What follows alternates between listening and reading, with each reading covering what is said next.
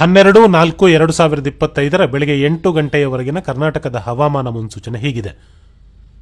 ಕಾಸರಗೋಡು ಸೇರಿದಂತೆ ರಾಜ್ಯದ ಕರಾವಳಿ ಜಿಲ್ಲೆಗಳ ತೀರ ಭಾಗಗಳಲ್ಲಿ ಈಗಾಗಲೇ ಮುಂಜಾನೆ ಉತ್ತಮ ಮಳೆಯಾಗಿದೆ. ಆದರೂ ಸಂಜೆ ಅಥವಾ ರಾತ್ರಿ ಸುಳ್ಯ, ಸುಬ್ರಹ್ಮಣ್ಯ, ಧರ್ಮಸ್ಥಳ, ಬೆಳ್ತಂಗಡಿ, ಕಾರ್ಕಳ ಸುತ್ತಮುತ್ತಲಿನ ಭಾಗಗಳಲ್ಲಿ ಗುಡುಗಿನೊಂದಿಗೆ ಮಳೆಯ ಮುನ್ಸೂಚನೆ ಇದೆ. ಆದರೆ ಗಾಳಿಯ ಪ್ರಭಾವ ಪ್ರಮುಖವಾಗಿದೆ.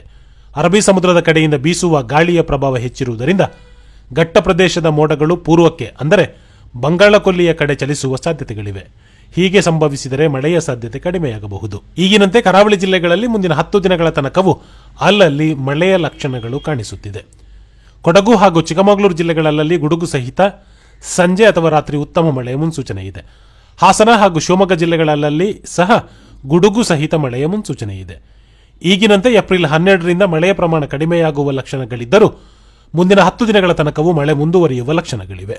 ಉತ್ತರ ಒಳನಾಡಿನ ಬೆಳಗಾವಿ, ಧಾರವಾಡ, ಹಾವೇರಿ, ಗದಗ ಜಿಲ್ಲೆಗಳ ಅಲ್ಲಲ್ಲಿ ಸಂಜೆ ಅಥವಾ ರಾತ್ರಿ ಗುಡುಗು ಸಹಿತ ಮಳೆಯ ಮುನ್ಸೂಚನೆ ಇದೆ.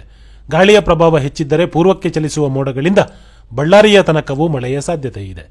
ದಕ್ಷಿಣ ಒಳನಾಡಿನ ಮೈಸೂರು, ಮಂಡ್ಯ, ಚಾಮರಾಜನಗರ, ರಾಮನಗರ, ಬೆಂಗಳೂರು ಗ್ರಾಮಾಂತರ, ಕೋಲಾರ, ಚಿಕ್ಕಬಳ್ಳಾಪುರ, ಪಾವಗಡ ಸಹಿತ ತುಮಕೂರು, ಚಿತ್ರದುರ್ಗ ಜಿಲ್ಲೆಗಳ ಅಲ್ಲಲ್ಲಿ ಸಂಜೆ ಅಥವಾ ರಾತ್ರಿ ಗುಡುಗು ಸಹಿತ ಮಳೆಯ ಮುನ್ಸೂಚನೆ ಇದೆ.